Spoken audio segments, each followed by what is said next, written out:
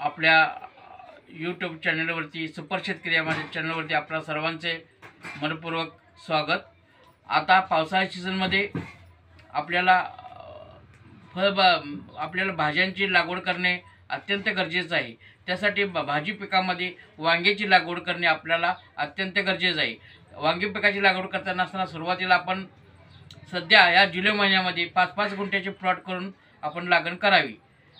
त्यासाठी सरी व रोंबा पद्धत बेड पद्धतीने लागण करावी आणि त्यानंतर श्रावण महिन्यात एकरी 2 एकरी मोठ्या प्रमाणात लागण करावी। आता सध्या आपल्याला आपल्या परिसरातील असणाऱ्या चांगल्या नामांकित चांगल्या नर्सरीमधून मैको 10, मैको 55 आणि पंचगंगा या सुधारित वाणांचा आपण वांग्याची लागवडीसाठी रोपे आणावीत। त्या दृष्टीने आपण रोपे लागण करून सुपर फॉस्फेट टाकून हुमिक ॲसिडची ड्रिंचिंग करून लागण करावी। त्यानंतर गरजेनुसार DAP 1846 नंतर त्यानंतर 23-23-0 आणि 15-15-15 या खताची रासायनिक खताची मात्रा थोड्या टप्प्याटप्प्याने वापर करावा। त्यानंतर गरजेनुसार विद्राव्य पाण्यात विरघळणारी खतांचा पण वापर आपण करावा।